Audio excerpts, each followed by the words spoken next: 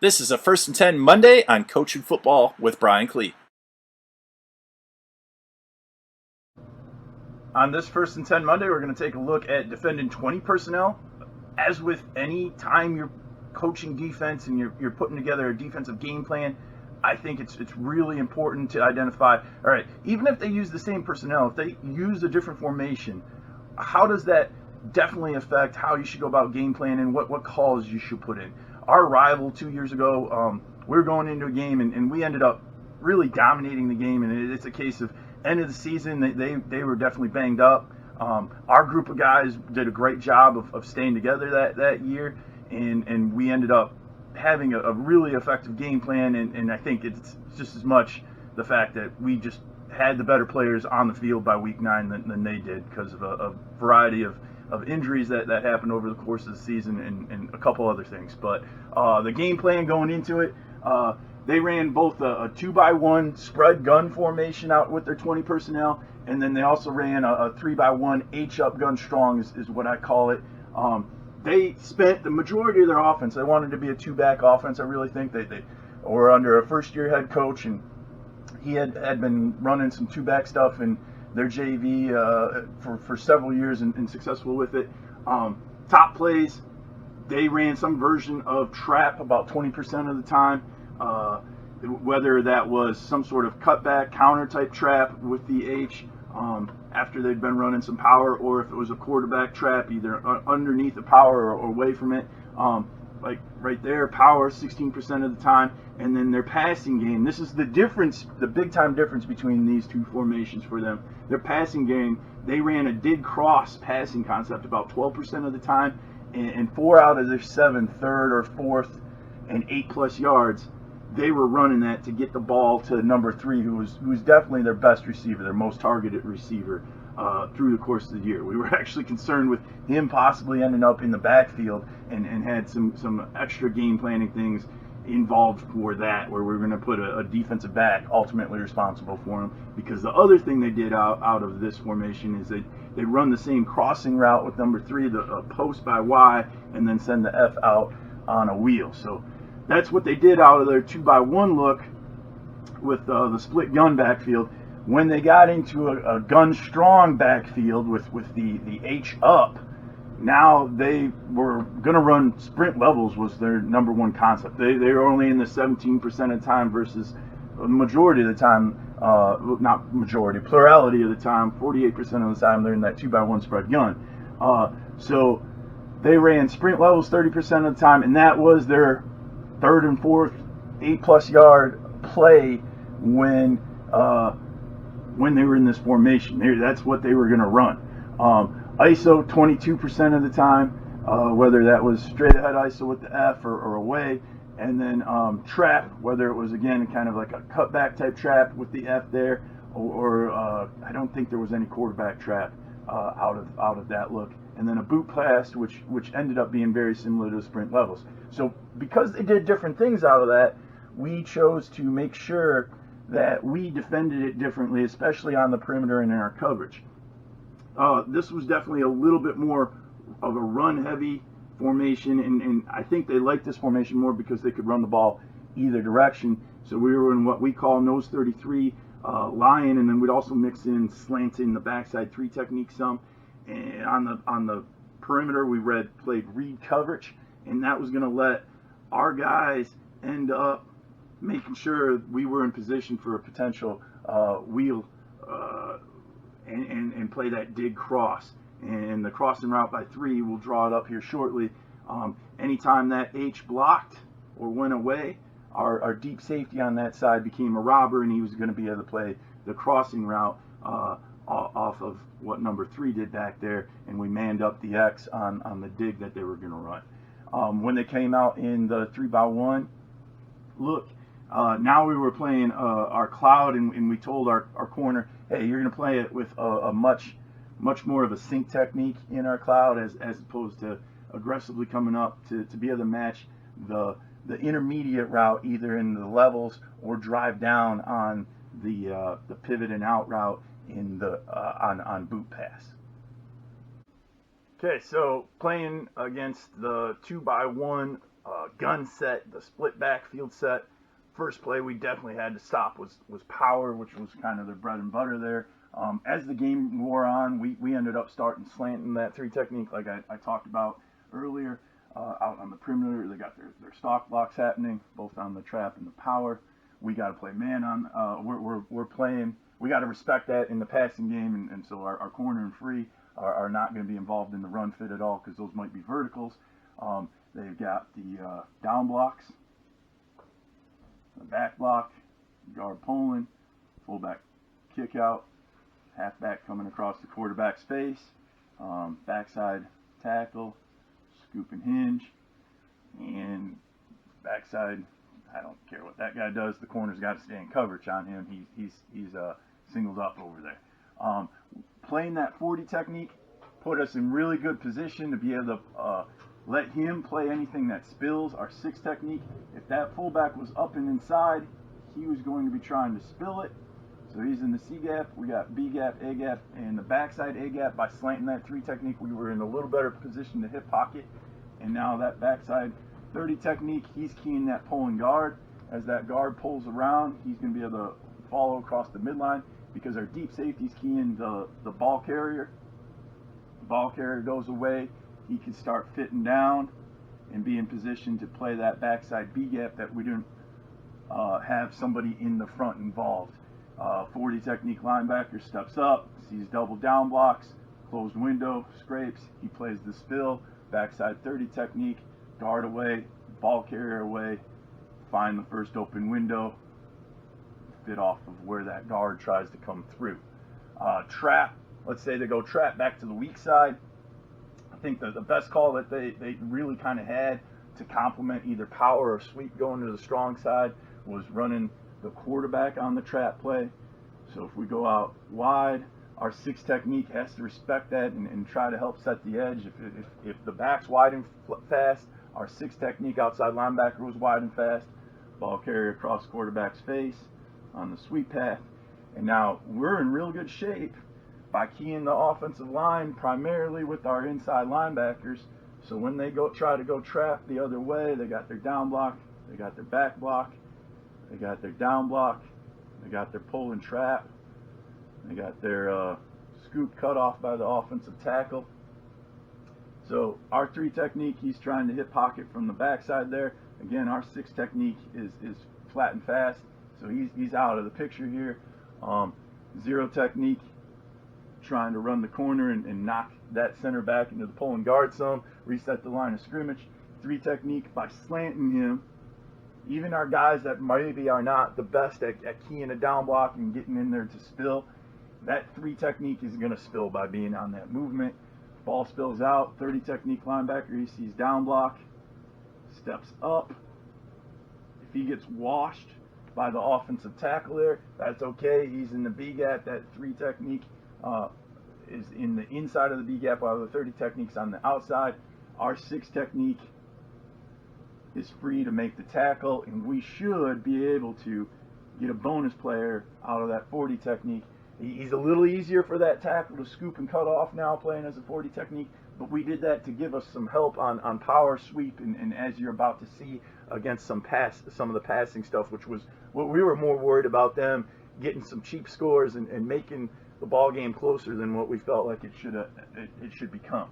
So their cross dig, what they had a ton of success with against teams is by putting that dig route there, that cleared out that weak side curl area, and the crossing route would come across. It'd be caught for a short gain, but there'd be a ton of yards after the catch, and then we got a post on that side.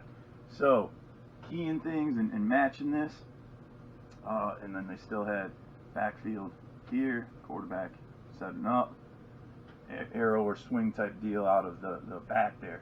So 40 technique linebacker, by being there, he was in position to really force this number 2 receiver to stem his release, get a reroute, sink, and be ready to play the dig coming to his side. Corner and free are keying that number 2. Number 2, we yell cross. Free is high and inside the post. Corner is high and outside the post. We got that doubled. That receiver's not going to exist. In our 6 technique, he's matching that guy. He's flat and fast. I have to be flat and fast. Worried about more so run game and making sure we force the ball some. So he's going to turn and run with anything out of that receiver. As that crossing route came across, by locking and playing man with our corner here on number 1, ultimately the receiver that's a little bit of a less of a threat, the weak side number 1, the receiver that's number 3 who they're trying to target, our 30 technique linebacker, he steps up and he's able to drive down and end up making the play all by himself. If he's not involved and he doesn't fall for play action, he should be in position to drive down on that crossing route. Something that we wanted to be able to do, though, was pressure quite a bit. So if I sent him on an attack and an A-gap blitz, we were still going to be in good shape. The one time the 30 technique linebacker wasn't there for the reroute, and I'm pretty sure I had him going on the blitz. They picked it up and they threw the ball. This deep safety, as his back went away, he became free. Get his eyes for that crossing route, and something we repped all week in practice. My head coach, my DB coach, Joe Stevens, did a great job talking about it with our guys, and we ended up driving down on this. And the reroute by the 40 technique linebacker forced the route flat enough that I think we ended up tackling it for about a 1-yard gain right as it was caught. Really good play out of our deep safety on that side. And then the wheel, they'd run pretty much the same overall concept with the receivers, and we're going to match that the exact same way. Reroute, drop off, play the dig as it's coming. Don't really need him per se on that dig because, again, our corner's manned up on that. He's playing inside leverage man. If both the free and the corner match it the same way, free, high, and inside corner, high and outside, and then out of the backfield, instead of just the swing route, that route continues. The back wheels it out. 6 technique was key in that. Steps up. He's flat and fast. I need to match him. Again, it's more for the run game, but if he keeps going, I'm going to play low and outside of him. I'm going to force that quarterback to have to fit that ball in there perfectly and put more air under the ball. The more time that air is underneath the ball, that gave our corner a little bit of time to fall off. Our outside linebacker actually ended up breaking up the pass play all on his own, but our corner was able to fall off and come back to help and was in position to almost get an interception on the play. Actually, in some ways, the outside linebacker breaking it up probably took away the corner's interception opportunity because the ball got tipped in a way the corner wasn't expecting. So now, defending the 3x1, we were in our cloud sink. For the most part, we're going to call what we call nose 54 slant, just to be able to give a little more help on the perimeter because that's where they were going to go, especially in the passing game. First off, fitting some of the run. They got stalk, crack, out on the perimeter. ISO, if they go weak side ISO, they ended up wrapping. They ended up wrapping the H-back over on it, and the running back's falling beside him or behind him. Lets the quarterback fake the boot away that's going to be set up, and we'll talk about defending boot pass shortly later. We got our deep safety, because we're in our cloud, our overload coverage. He is keying that guy, so he becomes an extra guy in the run fit once they come back with the ISO over there. Kick out. No, on the nose is going away. The center's going to be able to win that, and the guard climbing up to the linebacker. 30 technique on the play side. He sees that the guard kick out.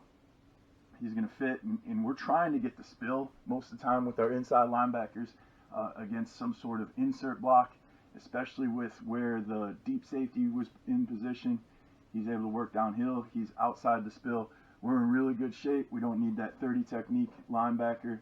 He's a B-gap guy, so he can stack on his guard there And if he works back, great. If not, he needs to stay in position for potential cutback. I think absolute worst case scenario is our 30 technique would have stepped out as that guard fanned, which didn't end up being a problem. Our nose did a pretty good job of bending this corner and forcing the ball into a very confined space. So the insert block wasn't able to make it through, and that's the case of our guy being better than their guy. But again, worst case, 30 technique would fit outside, and we'd need our deep safety to end up fitting inside. We were better up front. I mean, that ends up taking care of a lot of issues a lot of times. Whether it's offense or defense, game planning is when you know you're better up front. So that ISO with really good play by the zero technique ended up being not a problem. Trap counter, so coming with a slightly similar look, that back would start away, and now they're going to go trap to the play side here. I think they sent that guy across in the actual game, but they could also potentially arc him in case there's a spill. They got their down blocks. They got their down blocks going. Double team on the nose. Try and cut off the 4 technique. And here comes the trap block. So fitting that. Regardless of where that guy goes, our deep safety would end up being tied to him, and he'd be outside leverage on him. So if he goes over there, he needs to work to fit and be the force player ultimately there. Our 5 technique, squeeze the down block and look to spill. 0 techniques in A gap. Backside 30s, keying that guard. Guard goes away. Back, ends up bending back. So even if he keys the back, he's going to end up in position. You just might step a little too far that way. If you really trust that guard read, he's a bonus guy over the top. 4 techniques closing off. Ultimately, B gap's disappearing. It's just becoming an A gap over there. 9 technique. Again, he could spill if that sniffer, that H back's coming across as the deep safety works down into force. If that sniffer again is arcing, that deep safety becomes the force on the other side late. And when we still got our stud linebacker there, so we've really got that trip side overloaded if the number 3 receiver goes to that side. And again, that's why we're playing cloud. We're talking about that in the pass game here real shortly. 30 technique linebacker, step up. My teammate closes off that gap. I'm going to scrape tight outside, and I'll be in position to play the spill. Everything should be bottled up, and the fullback trap has no place to go. Sprint levels. So now sprint levels, they clear out route. There's the intermediate route, and there's the flat route. So by being in the sync cloud, our corners, we try to coach our corners all the time. If you have nothing to cover, even if you're a cover 2 corner, when we're in our hard coverage against no wide receiver, like a full house T type set, our corners, we try to coach them. You're sinking until the ball takes you to the flat. The free safety, because we're in cloud, he's able to sink, and we're getting the same on top and inside, low and outside leverage almost that we get when we're running our read coverage. The stud linebacker is able to sink and play underneath and inside of that out breaking route. It was breaking around about 10 yards, and if the ball was ever thrown to the flats, he'd be able to break on it. That's actually what we ended up getting, was a bunch of the ball being thrown to the flats, and he eventually broke on one of the flat routes and had a pick 6 on the night. And then this deep safety, if anything would continue vertical, he's in the deep middle third or the quarter to this side of the field, and we're locked man on that side. Here comes the sprint out.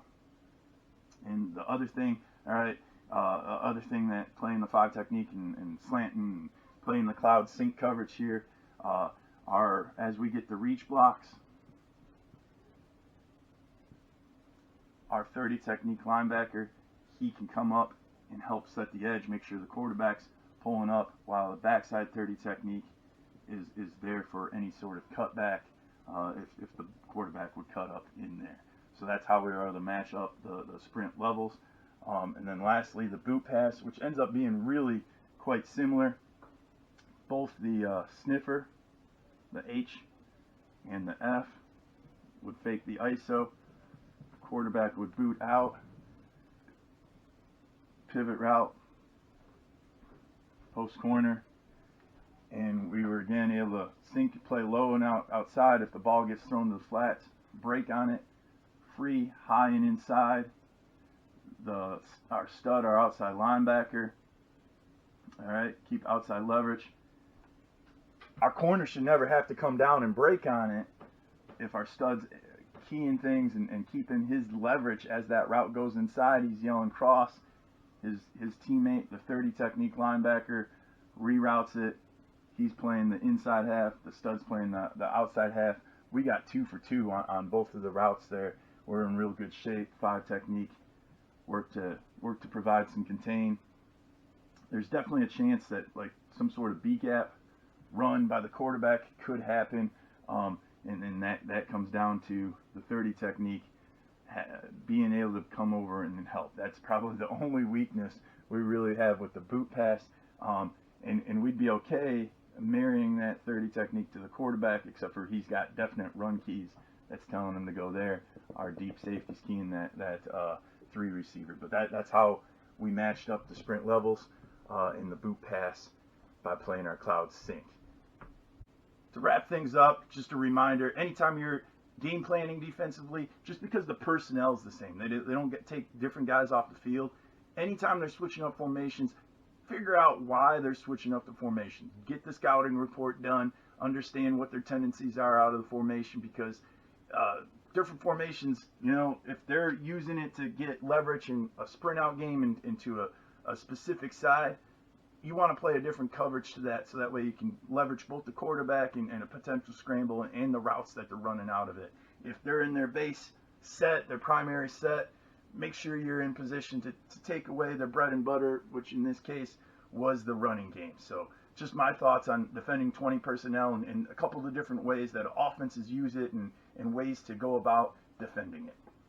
If you think it would be fun to participate in a 1st and 10 Monday in some way, shape, or form, whether that is you presenting an offensive formation or two and how you would go about game planning against how I would try to defend that, and I'm going to exchange some ideas about how we're going to game plan to defend that offensive concept and those formations, or if you want to flip that script and you want to have me present an offensive formation or two and some offensive concepts and how we're going to game plan for how you would go about trying to defend us, and you're exchanging your ideas about how to put together a defensive game plan to stop that, that'd be great. There's my contact information. Hit me up on Twitter, leave a comment down below, or shoot me an email.